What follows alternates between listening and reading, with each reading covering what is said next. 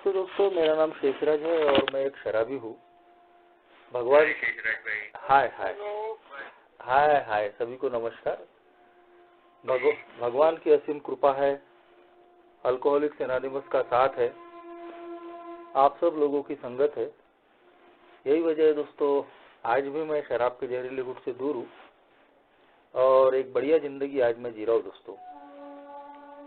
दोस्तों orange city online group Nagpur का मैं आभारी हूँ, जो उन्होंने 7 डेडली सिंस 7 घातक पाप, इन पर यार अपने अनुभव साझा करने का मुझे मौका दिया, भरोसा किया। और आज ग्लटनी, पेटूपन भी बोलते हैं दोस्तों, और इसको लालसा, लोलुपता, ये भी इसके अर्थ निकलते हैं। और अभी जो प्रशांत भाई ने शेयरिंग की, तो उसे बहुत बढ़िया तरीके से उन्होंने जो लालच के साथ में जोड़ा, ये बिल्कुल सही है दोस्तों। सारे हमारे ये जो चरित्र के जो दोष है दोस्तों, जो कमजोरियां है, वो बाकी सभी चरित्र के दोषों और कमजोरियों से मिले जुले होते हैं। और कहीं तो भी अल्कोहलिक्स एनोनिमस में आने के बाद हमको इन चरित्र के दोष, कमजोरियों के बारे में पता चलता है दोस्तों। और इन्हें क्यों इन पर ध्यान दिया कि भाई इन चीजों पे हमें काम करना क्यों जरूरी है। हम सभी लोग दोस्तों लगभग शराबीपन की मार झेलकर आए हुए हैं, और वो इतने भयानक दिन थे, ऐसी भयानक गुलामी थी कि हम शायद ही कोई ऐसा मेंबर हो कि जो चाहता हो कि वो फिर दोबारा उन जिंदगी के दिनों में जाए। हम में से कोई भी नहीं चाहता दोस्तों कि वो बुरे दिन फिर हमारी जिंदगी में आए, फिर उन बर्बादियों को हम अनुभव करें। और इसीलिए ये प्रोग्राम दोस्तों हमारे सामने 12 कदमों का रखा गया है। 12 स्पिरिचुअल टूल्स हमारे सामने में रखे गए थे कि शराब तो आज बंद हो गई, लेकिन अब ये दोबारा शराब जिंदगी में न आए और मैं एक खुशनुमा जिंदगी जीऊं, हैप्पी, जॉयस और फ्री, खुशियों से भरी हुई एक स्वतंत्र जिंदगी। तो कहीं तो भी मुझे मेरी पर्सनैलिटी पे काम करना पड़ेगा। मेरी जो पर्सनैलिटी है उसमें प्रोफाउंड चेंज लाने के लिए काम करना पड़ेगा। जब तक मेरे व्यक्तित्व में आमूलाग्र बदल नहीं होता, यानी जो पुराने तरीके से मैं जो सोचता था, व्यवहार करता था, मेरी हरकतें थी, उनमें जब तक पूरी तरीके से एक बदलाव नहीं आता, तो मैं दोस्तों शराब से भी दूर नहीं रह पाऊंगा और एक चित्त शांति भरी, पीस ऑफ माइंड से भरी हुई जिंदगी जो है, आनंद से भरी, वो भी दोस्तों शायद मैं नहीं ले पाऊंगा। और इसीलिए मेरे पहले आए हुए लोगों ने बोला कि ये जो प्रोग्राम है ये शराब बंद करने से खत्म नहीं होता। शराब बंद करने के बाद अब ये प्रोग्राम शुरू होता है। ए में आने के बाद ही पता चली दोस्तों कि ये जो बीमारी है ये एक आध्यात्मिक बीमारी है, स्पिरिचुअल सिकनेस बोला है। और जब तक मैं अपनी आध्यात्मिक बीमारी पे काम नहीं करता, तब तक मैं मानसिक और शारीरिक रूप से स्वस्थ नहीं हो सकता। और उस आध्यात्मिक बीमारी को ठीक करने के लिए ही दोस्तों अल्कोहलिक्स एनोनिमस ने मुझे अपनी आत्मा का अध्ययन, यानी अपने व्यक्तित्व का अध्ययन करने के लिए बोला। ए में आने के बाद में शराब के सामने में मैंने हार माना, अपनी बर्बादियां कबूल की, और ये भी चीज मान लिया मैंने कि मैं अपनी बदौलत शराब से भी दूर नहीं रह सकता और अपनी जिंदगी को भी ठीक नहीं कर सकता, अपनी जिंदगी को भी ठीक नहीं कर सकता। और इसीलिए कहीं तो भी जो मेरे से पावरफुल ताकत है उसका मुझे सहारा लेना पड़ेगा। तो दोस्तों पहले कदम पे मैं अपनी हार कबूल करता हूँ शराब के मामले में पावरलेस हूँ, मैं ये मानता हूँ, और मेरी जिंदगी अस्त व्यस्त हो चुकी है, इस बात को भी मैं कबूल करता हूँ। और फिर ये भी मुझे पता चलता है कि मैं अपनी बदौलत शराब से दूर नहीं रह सकता और अपनी जिंदगी को भी मैं ठीक नहीं कर सकता। तो मेरे से पावरफुल और जो शराब से भी पावरफुल है, ऐसी किसी शक्ति को मुझे मानना पड़ा दोस्तों। ये एक ही बहुत बड़ी गिफ्ट है दोस्तों। अगर ये चीज, ये ऑप्शन मुझे नहीं मिले होते तो शायद मैं ए में नहीं टिका होता और आज मैं शराब से भी दूर नहीं होता और जिंदा भी नहीं होता। तो इस बात को मैंने माना कि नहीं, मेरे से पावरफुल कोई ताकत तो है। इतने सारे लोग अगर शराब से दूर होकर एक अच्छी जिंदगी, यही नहीं कि यहाँ के लोग बोल रहे हैं कि भाई हम शराब से दूर हो गए, यहाँ के लोग मेरे पहले आए हुए ये भी बोल रहे हैं कि न सिर्फ हम शराब से दूर है, बल्कि हमारी जिंदगी में प्रोग्रेस हुई है, हमारी जिंदगी में बदलाव हुए हैं। हर मेरे पहले आया हुआ व्यक्ति अपने अनुभव से बता रहा था और उसमें कोई शक करने की कोई गुंजाइश ही नहीं थी, क्योंकि वो वैसे दिख रहे थे। और इसीलिए दोस्तों मैंने उस हायर पावर की कंसेप्ट को माना, जिसका फायदा मुझे हुआ। मैं धीरे धीरे शराब से दूर होने लगा, मुझे भी पता नहीं चला। लेकिन उसी के साथ मुझे ओल्ड टाइमरों ने अपनी शेयरिंग से और लिटरेचर ने ये बात साफ कर दी कि शराब का बंद होना या आज रुक जाना ये बीमारी का अंत नहीं है। मैं अभी सिर्फ शराब से दूर हूं, मेरा शरीर शराब से दूर है, लेकिन जो मेरी बीमारी है वो आध्यात्मिक बीमारी है, यानी मेरे चरित्र को लगी हुई बीमारी है, मेरी भावनाओं को लगी हुई बीमारी है। और इस पर काम मुझे निरंतर करते रहना पड़ेगा। जब तक मैं इन कमजोरियों को अपने जानूंगा नहीं, अपने व्यक्तित्व को नहीं जानूंगा कि मैं किस प्रकार का व्यक्ति हूं, क्या क्या प्रकार के गुण दोष मेरे अंदर में है, और उनको जानने के बाद जब तक मैं उन पे काम नहीं करूंगा तो मैं शायद शराब से तो दूर हो जाऊं, लेकिन एक आत्म शांति भरी, प्रसन्नता भरी शायद जिंदगी में नहीं जी पाऊंगा।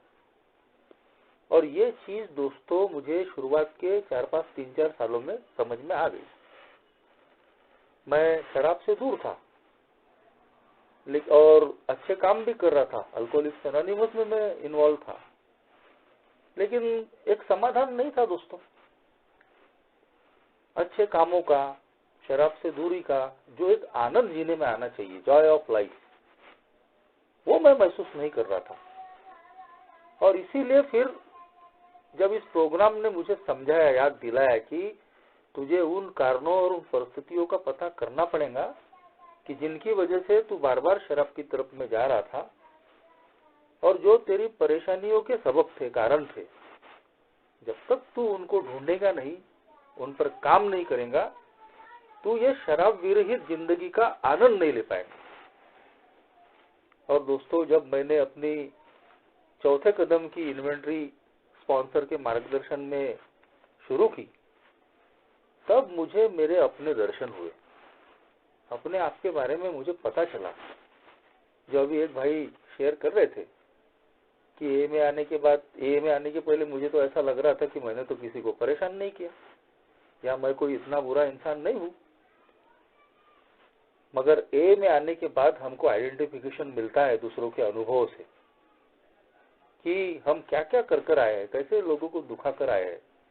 और चौथे कदम में दोस्तों हमारा अपने आप से सामना होता है, अपने आप की सही तस्वीर हमको पता चलती है कि किस किस प्रकार के चरित्र के दोषों से मैं भरा हुआ हूं और उनकी तीव्रता कितनी है।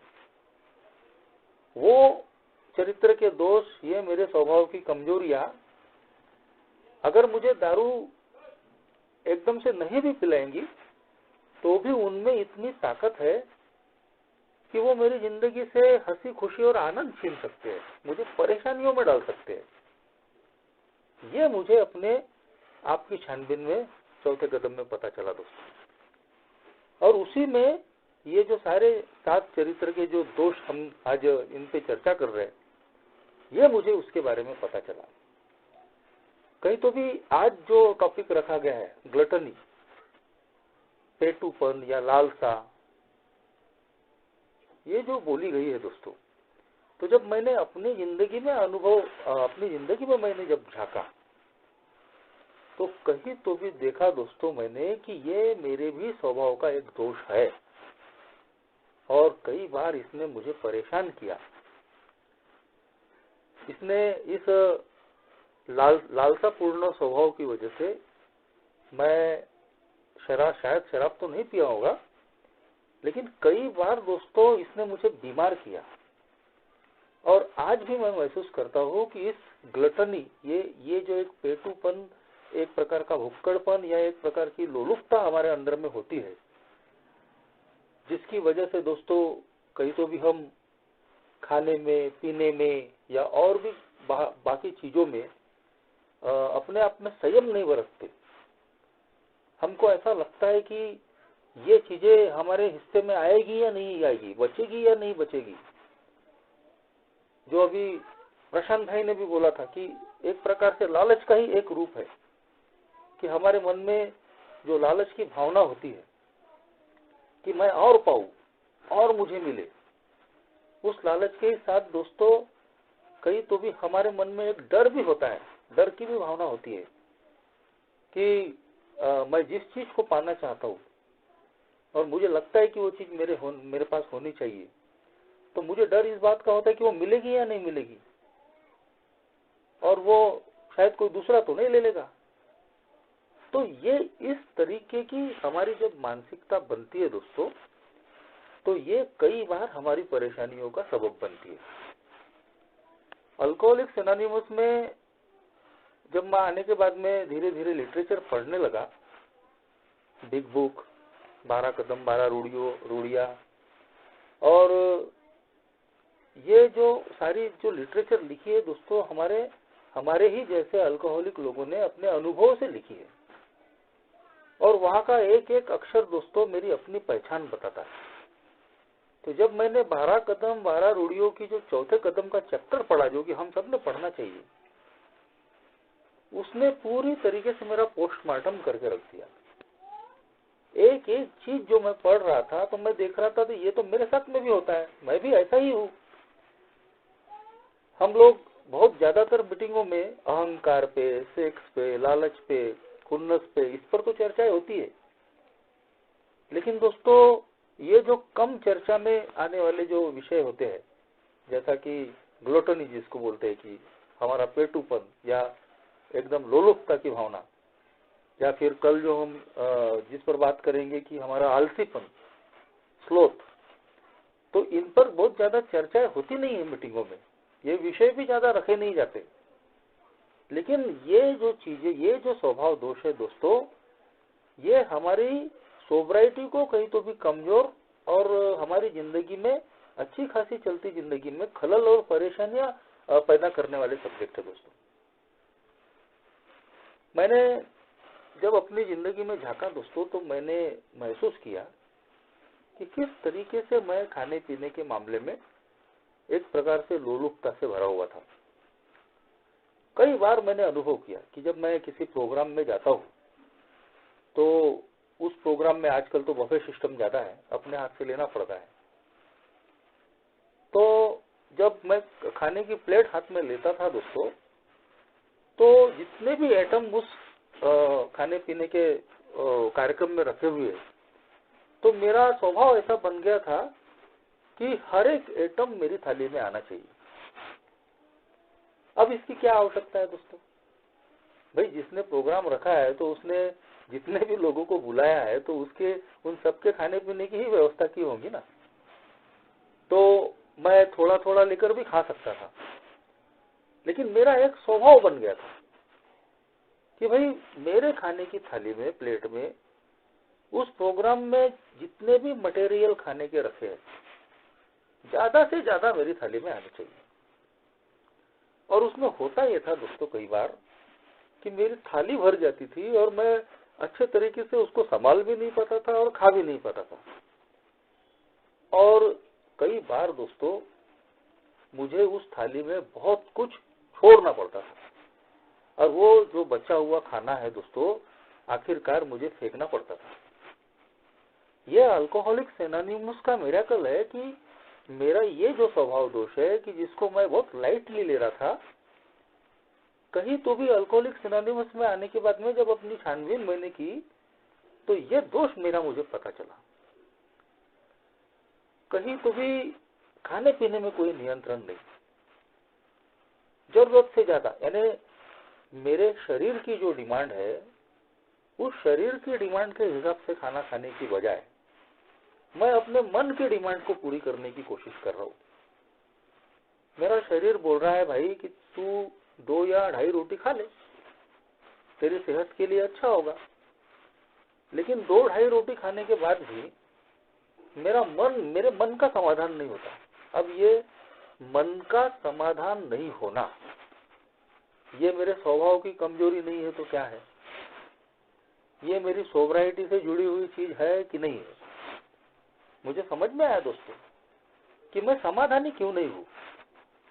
क्यों मैं चीजों को, चाहे वो खाने की चीजें हो, पीने की चीजें हो या और भी कोई भी चीज हो, उसके बारे में मैं समाधानी क्यों नहीं रहता? मेरा सेटिस्फेक्शन क्यों नहीं होता? शराब पीने के दिनों में भी दोस्तों मैं कितने भी पी लेता था तो सेटिस्फेक्शन नहीं होता था। किसी के साथ में मैं पीने के लिए बैठता था तो सारे लोग तो एंजॉय करते थे और मैं वो ग्लास में शराब डालने वाले की तरफ देखता था कि ये कितनी डाल रहा है, बराबर डाल तो नहीं रहा। वहां भी मुझे जरूरत से ज्यादा चाहिए थी। खाने पीने के मामले में भी मेरे वही हाल थे। खाना भी मुझे ऐसा चाहिए था कि चाहे वो बाद में बच जाए, फेंकने में चला जाए, लेकिन मेरी थाली बिल्कुल भरी हुई चाहिए और मैं पेट से ऊपर ही खाऊं, पेट से नीचे कभी ना खाऊं। और इसका आखिर नतीजा क्या होता था दोस्तों? नतीजा यही होता था कि कई बार पेट खराब हो जाता था, कई बार खाना थाली में बहुत ज्यादा लेने की बजाय बाद भी अगर मैं खा नहीं पा रहा हूँ तो फेंकने में जा रहा है। ये खाने का कितना बड़ा अपमान है। यानी कितने हमको छोटी छोटी चीजें लगती है, लेकिन जब हम स्पिरिचुअली सोचते हैं, ए का प्रोग्राम स्पिरिचुअल है दोस्तों, और ए में आने के बाद में हमारा दृष्टिकोण बदलता है। 7वें कदम में बोला गया है दोस्तों कि क्या हम अपना कैरेक्टर बिल्डिंग, चरित्र निर्माण को आगे रखने की सोच रहे हैं या नहीं सोच रहे? हमारा जो उद्देश्य है ए में आने के बाद, शराब से दूर होने के बाद, तो वो भौतिक प्रगति है या अपना कैरेक्टर बिल्डिंग है, चरित्र निर्माण है? क्योंकि दोस्तों अगर मैं शराब से दूर हुआ हूँ लेकिन मेरी पर्सनैलिटी में, मेरे व्यवहार में, मेरे आचरण में, मेरी भाषा में अगर कोई भी बदलाव नहीं आया है तो मैं खुश नहीं रह पाऊंगा। एक अच्छी हंसी खुशी वाली आनंदपूर्ण जिंदगी में नहीं जी पाऊंगा। इसीलिए एक प्रोग्राम बोलता है कि तुम्हारे जो पुराने ओल्ड आइडियाज है, जो पुराने जो तुम्हारे विचार है, उनको आपको बदलना पड़ेगा। हमारे जो पुराने तौर तरीके हैं, सोचने का जो तरीका है, व्यवहार है, उसको ए में आने के बाद बदलना पड़ेगा, अगर वो मेरे लिए नुकसानदेह दिख रहे हैं। लेकिन हमारा ईगो इसमें हमेशा आड़े आता है। वो हम हमेशा सेल्फ जस्टिफिकेशन देते हैं, अपनी हर गलती का समर्थन करना। अरे नहीं, ये कोई बहुत बड़ी बात है, ये तो चलते रहता है, कभी कभार हम ज्यादा खा लेते हैं या फिर थाली में कुछ बच जाता है इसलिए फेंक देते हैं। लेकिन जब हम स्पिरिचुअली सोचते हैं दोस्तों, आध्यात्मिक रूप से इस बात को सोचते हैं, तो हमको पता चलता है दोस्तों कि ये गलत है और इससे हमको तकलीफ ही हो रही है, बार बार तकलीफ होती है। अब दोस्तों अपने खाने पीने पे नियंत्रण नहीं होने की वजह से मेरा नतीजा क्या निकला? डॉक्टर लोग बोलते हैं भाई कि रात का खाना हमने थोड़ा कम खाना चाहिए, क्योंकि हम लोग रात में खाना ज्यादा बराबर पचता नहीं। अगर दिन में थोड़ा हेवी खा लिए तो चलता है। लेकिन दोस्तों मैंने अक्सर मेरे साथ में देखा, इस बात को मैं जानते हुए भी रात को मैं दबा कर खाता हूँ, सब कुछ समझने के बाद भी कि रात का खाना मेरे लिए फायदेमंद नहीं है, ये पचता नहीं है, ये चर्बी बढ़ाता है, मुझे दूसरे दिन तकलीफ हो सकती है। लेकिन अगर मेरा स्वभाव दोष ही बन गया है तो मैं उसके सामने में वो पूरी तरीके से हतबल हो जाता हूँ। और सबसे पहले तो मेरी उस पर काम करने की इच्छा ही नहीं होती। मुझे लगता है कि ये कोई बहुत बड़ी बात नहीं है, ये तो सबके साथ में होता है यार। खाएंगे नहीं पिएंगे नहीं, ये तो बोलती है कि पेट भरा रखो। अरे भाई, ये ने बोला है पेट भरा रखो, पेट के ऊपर खाने के लिए थोड़ी मना किया। और उसके नतीजे में आज भुगत रहा हूँ। ए में जब मैं आया था दोस्तों, तो मैं हड्डियों का ढांचा था, 35 किलो का मेरा वजन हो गया था, हवा का झोंका, पेट और पीठ पूरी एक हो गई थी। और कोई भी इंसान मेरी कमर को अगर पकड़ता था ना, तो दोनों उंगलियों में मेरी कमर आ सकती थी। मगर इन 13 सालों में अभी देखो कि मेरी कमर थोड़ी कमरा हो गई, पेट आगे निकल रहा है। और कम से कम 3-4 साल से मुझे लोग समझा रहे कि तेरा पेट आगे निकल रहा है यार, तू इस पर कुछ काम कर। तो मैं लोगों को ये बोलता था, अरे यार, एक जमाने में अपने को लोग बोलते थे कि तू बीमार है क्या, हर एक दिन के आड़ ऐसे लोग मिल जाते थे। आज देखो यार कितना बदलाव है, कितना अच्छा लग रहा है कि लोग बोलते हैं कि तेरा अभी तू फूल गया है, तेरा पेट निकल रहा है। तो ये तो मेरे लिए कॉम्प्लीमेंट है। अब यही कॉम्प्लीमेंट बोलते बोलते अभी मेरी हालत ऐसी हो गई कि कभी जब मैं पखाने के लिए बैठता हूँ तो मुझे झुकना नहीं होता, मेरे पैंट टाइट हो रहे हैं, मेरा पेट ऐसी तोन आगे निकल रही है। और इसकी वजह से मुझे झुकने में या और चीजों में, चलने फिरने में, पहले जब मैं अपने प्रोफेशन में दोस्तों मैं मैं लिफ्ट का उपयोग कम करता था। और दो दो जो सीढ़ियां होती है, जो स्टेप्स होती है, स्टेयर, तो मैं एक साथ दो दो करके चढ़ता था। और अभी हाल ऐसे होते हैं दोस्तों कि मैं सीढ़ियां चढ़ नहीं पाता। अगर मैंने सीढ़ियों से चढ़ना उतरना अगर किया तो मेरी सांसें फूल जाती है, मैं हांफना शुरू कर देता हूँ। तो ये चीजें दोस्तों कई बार हम जानने के बाद में भी हम मानने को तैयार नहीं होते। जैसा अल्कोहल के मामले में था, हम जानते थे कि अल्कोहल हमारा सर्वनाश कर रही है, हमको बर्बाद कर रही है, लेकिन फिर भी दोस्तों हम उसको कबूल करने के लिए तैयार नहीं थे। लेकिन जब जीने और मरने की बात आई, जान के लाले पड़ गए, तब बड़ी मुश्किल से कंडीशनली हमने स्वीकार किया। खैर, हमारी जान तो बच गई। लेकिन ये ऐसे ही जो हमारे चरित्र के दोष और स्वभाव की जो कमजोरियां है दोस्तों, ये भी हमारे लिए इतनी ही घातक है। जो अभी हम ग्लूटनी या ये जो लोलुपता, खाने के मामले में, पीने के मामले में, या और भी किसी भी अन्य चीजों के मामले में, जो हमारे अंदर में एक प्रकार का भुक्कड़पन है, हमको ऐसा लगता है कि ये चीजें खत्म तो नहीं हो जाएंगी, हमको मिलेंगी या नहीं मिलेंगी, हमारी गरज पूरी होंगी या नहीं होंगी। और इसीलिए दोस्तों हम जरूरत से ज्यादा उनको खाने के या पीने के बारे में सोचते, या उनको जमा करने के बारे में सोचते। तो ये मेरे जो स्वभाव की तीव्रता है दोस्तों, ये आखिरकार कहीं तो भी मेरी मानसिक और शारीरिक और आध्यात्मिक जो स्थिति है उसको भी खराब करने का काम करती है। मान लीजिए कि आपने अंश शंड उल्टा पुल्टा खा लिया, सीधी बात है, पेट खराब होना है, आपकी तबीयत खराब हो सकती है। डॉक्टर लोग बोलते हैं कि ज्यादातर बीमारियों की जो जड़ है तो वो हमारा पेट है बढ़ा हुआ।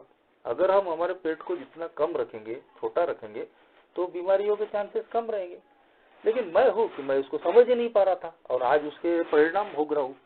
अभी कुछ दिनों से मैंने थोड़ा व्यायाम शुरू किया दोस्तों, क्योंकि मुझे तकलीफें हो रही थी। वो जब तक हमको तकलीफें नहीं होती ना, तो तब तक दोस्तों हम इसको स्वीकार करने के लिए और उस पर काम करने के लिए तैयार नहीं होते। अब यही जो स्वभाव है दोस्तों, कैसे मेरे चरित्र को यानी डैमेज करने का काम करता है। ए में आने के पहले चाहे जो कुछ भी हमने किया हो, अल्कोहलिक्स एनोनिमस में आने के बाद जैसे जैसे हमारी सोब्राइटी के साल बढ़ते जाते हैं, तो वैसे ही दोस्तों लोगों की अपेक्षाएं भी अलग बढ़ती है हमारे से। मानो या न मानो कि लोग हमसे ये अपेक्षाएं करते हैं कि दारू तो बंद कर दी, लेकिन अब ये एक संत आदमी जैसा भी रहना चाहिए। इसके बातों में, इसके व्यवहारों में, इसके आचरण में बिल्कुल बदलाव आना चाहिए, ऐसे लोग भी अपेक्षाएं करते हैं। ए में भी करते हैं, और ए के बाहर भी हम लोगों से ये अपेक्षाएं होती है। और ये बात हमारे लिए जरूरी भी है दोस्तों। इसीलिए जो मैंने बोला 7वें कदम में चरित्र निर्माण की बात की गई है, कैरेक्टर बिल्डिंग। भौतिक तरक्की तो करनी ही करनी है, पैसा तो कमाना ही पड़ेगा अपने परिवार का, खुद का पेट पालने के लिए। लेकिन अल्कोहलिक्स एनोनिमस ने बोला कि मुझे अपने कैरेक्टर बिल्डिंग, अपने चरित्र के निर्माण पे भी काम करना पड़ेगा। मतलब साफ है कि जो मेरे पुराने तौर तरीके है या जो पर्सनैलिटी है उसको मैं आज बदलने की कोशिश करूं। अब मान लीजिए कि ये भुक्कड़पन की मेरे अंदर में आदत है और मैं अपने स्वभाव से बाज नहीं आ रहा, तो ये कैसी परेशानियां पैदा करती है। अल्कोहलिक्स एनोनिमस में आने के बाद मैंने कई ए के प्रोग्राम में अच्छी खासी सोबराइटी के लोगों को जो बाकी लोगों की नजरों में थोड़ा सा गिरते हुए देखा। यानी उनकी जो एक इमेज थी वो इमेज कहीं तो भी लोगों की नजरों में टूटते हुए दिखी। एक ऐसे ही ओल्ड टाइमर थे और हम लोग यार किसी न किसी चीज से बिल्कुल ऑब्सेस्ड हो जाते हैं। शराब से जैसे ऑब्सेस्ड थे वैसे और भी बाकी बहुत सारी चीजों में ऑब्सेस्ड रहते। तो मैंने देखा कि बहुत सारे हम ए मेंबरों को नॉनवेज का भी बहुत ऑब्सेशन रहता है। तो मैंने एक प्रोग्राम में एक मेंबर को देखा, वो वैसे ज्यादा दिन के सोबर तो नहीं थे, 3-4 साल के सोबर थे, लेकिन उन्होंने दोस्तों अपनी थाली में इतना ज्यादा वो नॉनवेज भर लिया था कि आखिरकार जब उन्होंने थाली छोड़ी तो आधे से ज्यादा जो उन्होंने लिया था वो फेंकने में जा रहा था। और जबकि दोस्तों ए के प्रोग्राम में हम सब कंट्रीब्यूशन कर ए का प्रोग्राम करते हैं। तो जब हम ए के किसी भी, चाहे वो छोटा प्रोग्राम हो या बड़ा प्रोग्राम हो, हम सबके कंट्रीब्यूशन से वो प्रोग्राम होता है, तो हमारी एक जिम्मेदारी भी होती है कि मैं अपने हिस्से का और अपने पेट को जितना लगता है उतना मैं खाऊं, इतना भी ज्यादा मैं थाली में ना लूं।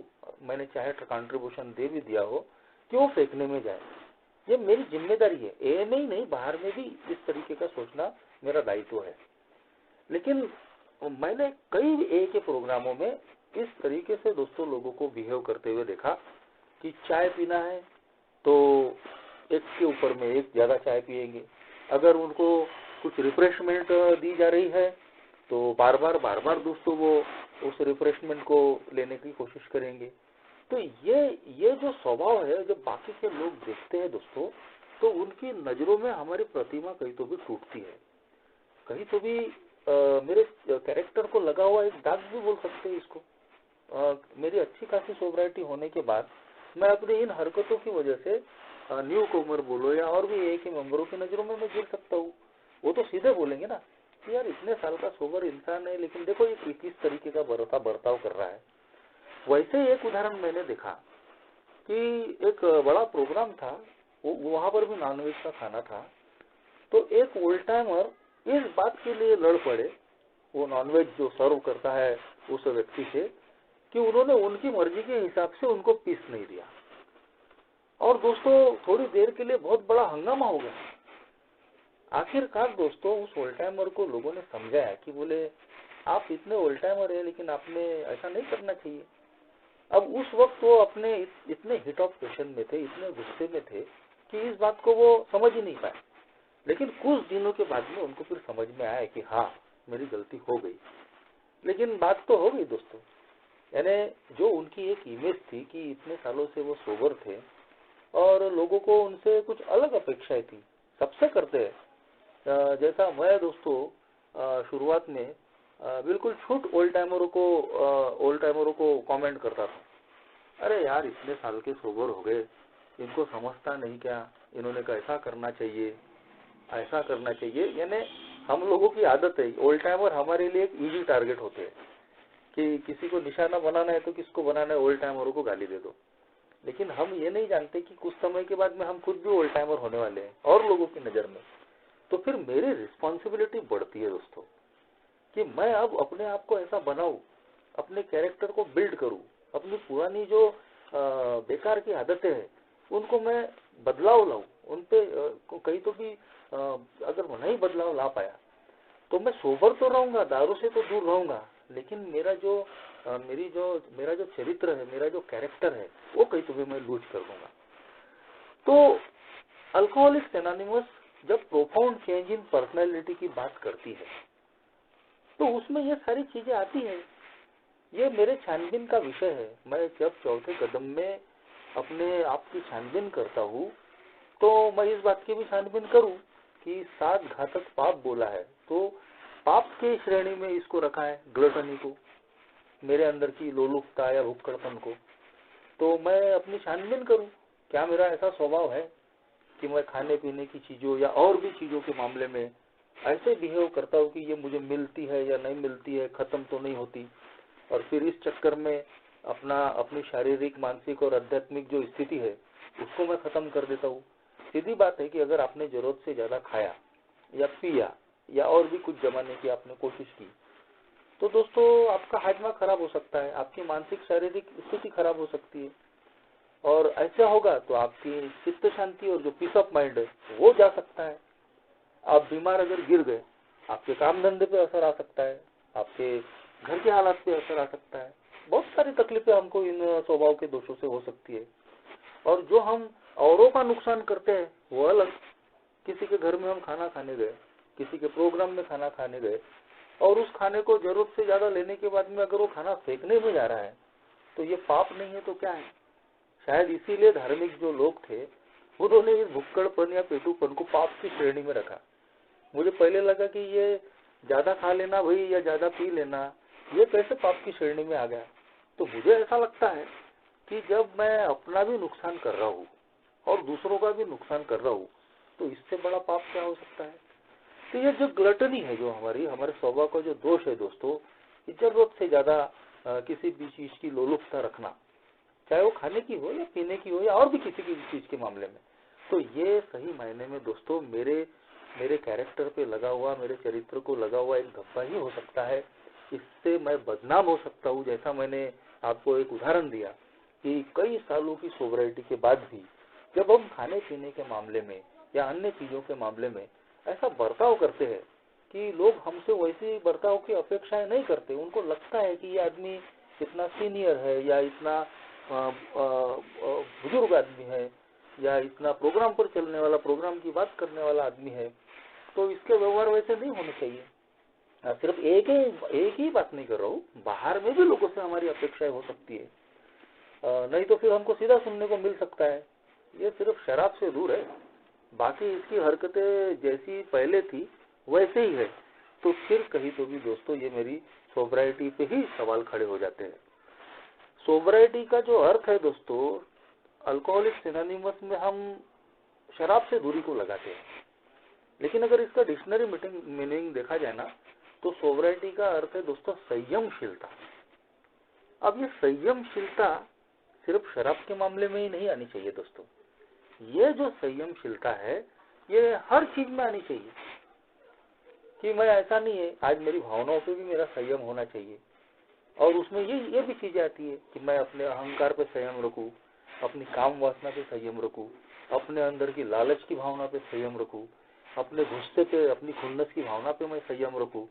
वैसे ही अगर मेरे मन में खाने पीने या और अन्य चीजों के मामले में एक प्रकार का भुक्कड़पन है, पेटूपन है या लोलुपता है, उस पर भी संयम रखना जरूरी है। और दोस्तों ये काम हम कर सकते हैं। अल्कोहलिक्स एनोनिमस में साफ तौर पे हमको बताया गया कि अगर मेरी जिंदगी की इतनी बड़ी समस्या शराब अगर दूर हो सकती है तो बाकी की जो चरित्र के दोष और कमजोरियां है उनकी भी तीव्रता को हम कम कर सकते हैं। और कई उदाहरण है दोस्तों, मैं खुद भी अपने आप को आज उदाहरण मानता हूँ कि जब मैंने इस बात को अपनी छानबीन में पाया कि हाँ मेरे अंदर में भी ग्लटनी है, मैं भी खाने पीने और अन्य चीजों के मामलों में लोलुपता से भरा हुआ हूँ, मेरा नियंत्रण नहीं रहता, मेरा संयम नहीं रहता, और उसके नुकसान मैं आज उठा रहा हूँ। मेरा शरीर, मेरा पेट बढ़ गया है तो उसकी तकलीफें मुझे हो रही है। वैसे ही अगर मैं बाकी मामलों में भी जरूरत से ज्यादा चीजें जमाने की अगर कोशिश करता हूँ तो तकलीफ में ही फंसता हूँ, मैं खुद ही तकलीफ में फंसता हूँ। एक आधे व्यक्ति को अगर घर में चीजें अगर समेट कर यानी चीजें लाला कर रखने की ही आवश्यकता है तो एक दिन उस घर में इतनी चीजें जमा हो जाती है कि उस व्यक्ति का जीना दुभर हो जाता है। तो ये भी एक इसी तरीके का व्यवहार है। तो ए में आने के बाद में जब मैंने अपने इस स्वभाव दोष को समझा तो मैंने इस पर काम करने की कोशिश की। आज दोस्तों मैं पूरी कोशिश करता हूँ कि अपने आप को मेंटली, फिजिकली और स्पिरिचुअली फिट रखूं, पर मेंटली और स्पिरिचुअली फिट रहने के लिए मुझे फिजिकली फिट रहना भी जरूरी है। अगर मेरा शरीर फिट नहीं है तो शरीर फिट नहीं है तो फिर मैं आध्यात्मिक रूप से और मानसिक रूप से स्वस्थ कैसे रहूंगा। 11वें कदम में भगवान से कॉन्शियस कांटेक्ट। अब मैं इतना खा पी लेता हूँ कि मेरा शरीर बढ़ते जा रहा है और वो खाने पीने की वजह से मैं सुस्ती में ही रहता हूँ, सुस्त ही रहता हूँ, तो कहाँ भगवान से संबंध मेरे ठीक होंगे, कहाँ आध्यात्मिक शांति मुझे मिलेंगी। तो कहीं तो भी एक ये जो बहुत ज्यादा खाना पीना है, ये आलसीपन भी भर देता है दोस्तों हमको, हमारे काम धंधे पे असर आता है, हमारी जो फिजिकल एक्टिविटीज रहती है उस पर कहीं तो भी असर आता है।